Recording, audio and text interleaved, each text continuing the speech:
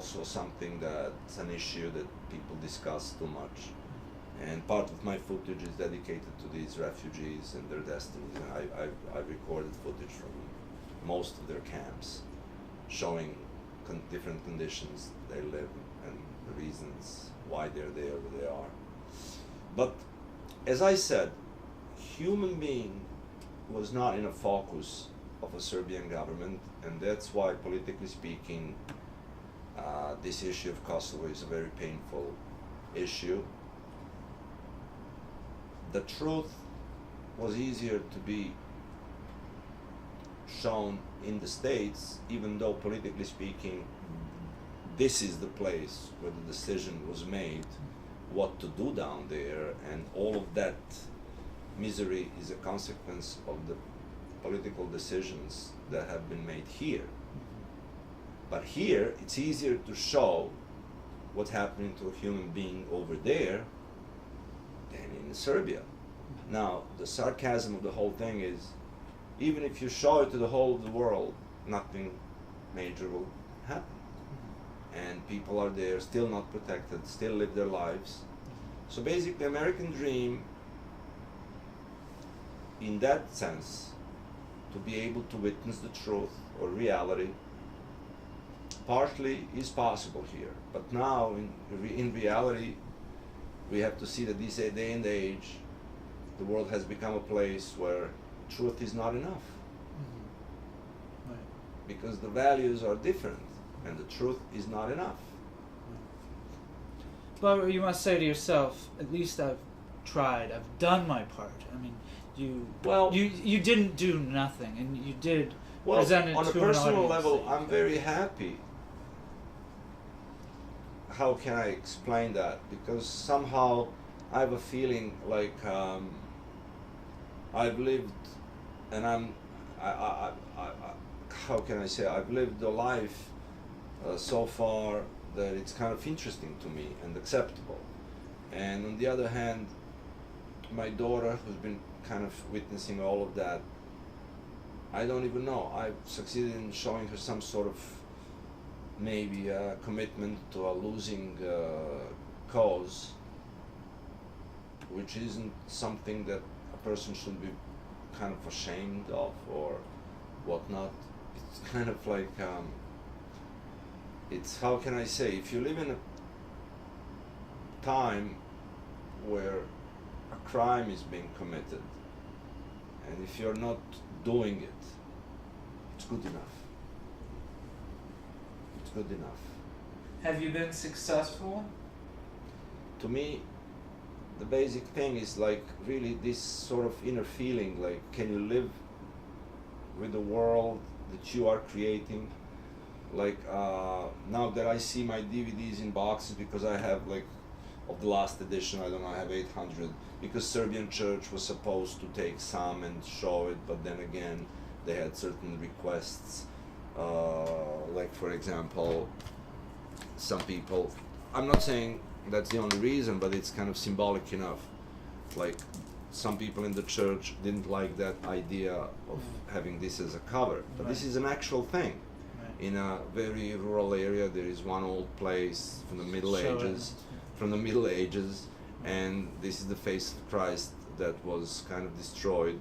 Someone didn't want it really to be there, but then a Christ without a face, and that maybe they felt kind of guilty because they didn't do that much about it, the representatives of the Serbian Orthodox Church.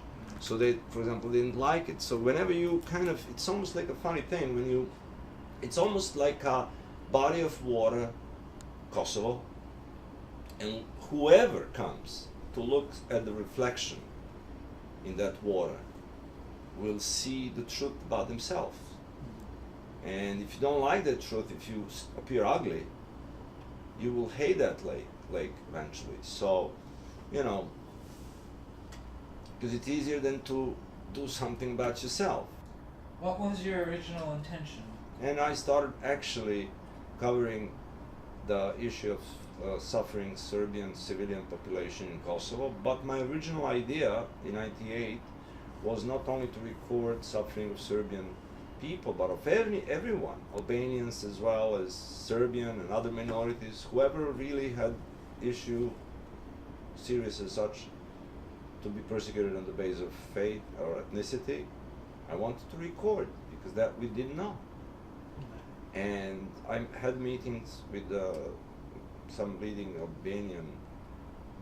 Kosovo Albanian separatist leaders who heard my proposal but refused to be the part of any project that deals equally with Serbian human rights violation cases and Albanians, and insisted that cooperation would be possible only if they were the sole subject. But now none was dealing with Serbian minorities, not the Serbian media, not the international media. So I succeeded to become one of those guys who do something that's, losing. They became the focus of my concern. Guys that no one cared about, Serbs in Kosovo, 98. So since then I went to Kosovo on many occasions, recording all different kinds of things that happened in this 12-year span. Again, why were the Serbs themselves not interested in portraying or showing that?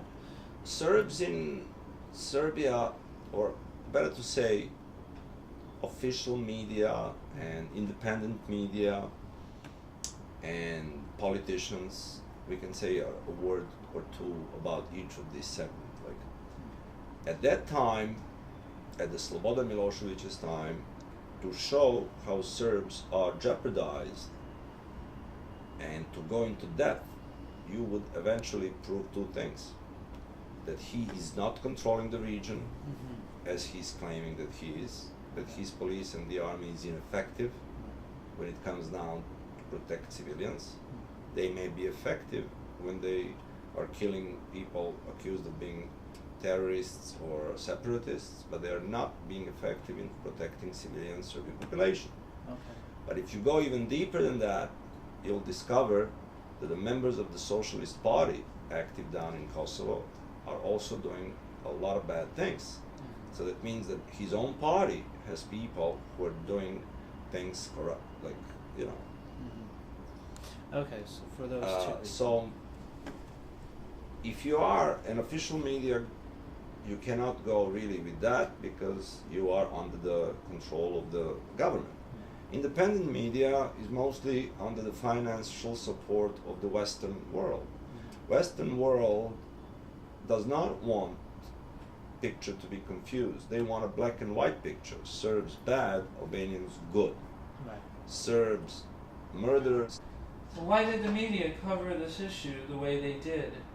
If you're an independent media financed by the Western countries, America and whatever, Western Europe, as I said, you have a certain task to do, and the media coverage of that cannot be confusing. You have to prove this political thing. Serbs bad, Albanians good. If you all of a sudden show Serbian civilians are being killed, kidnapped, this and that, then what is this? I mean, come on, it's more complicated. It's not that easy then to go. So it's taken off the list. If you're intellectual, depending on the grants, depending on your own little professional thing, you're not going to dig into that issue because your career will be cut short. So for this or that reason, people didn't bother doing it on a larger scale.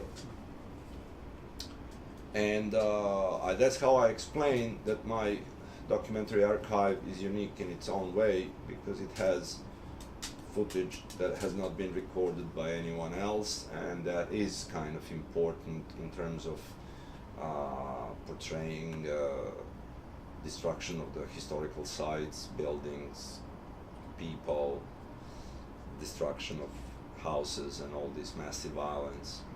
And it was used, of course, and it has been used, for that reason alone. Is it easier to present your ideas here?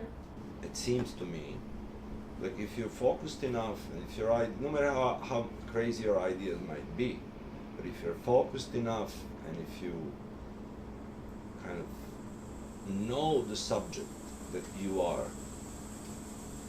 talking about, you'll find the venue and you'll express it here. So it's better in that sense. Over there, it seemed impossible. Is the situation in Kosovo reflective of what's going on in the world today? In a way, Kosovo or any other issue, more and more, it's making things obvious that we live in a world that that is governed by certain slogans, certain moral principles that have no backup in reality. And does it mean that the slogans are wrong, or that the principles are wrong, or that the reality is wrong, or that something else? But some sort of re-examination, not theoretical only, but also practical, has to happen, because we are on some destructive road, definitely.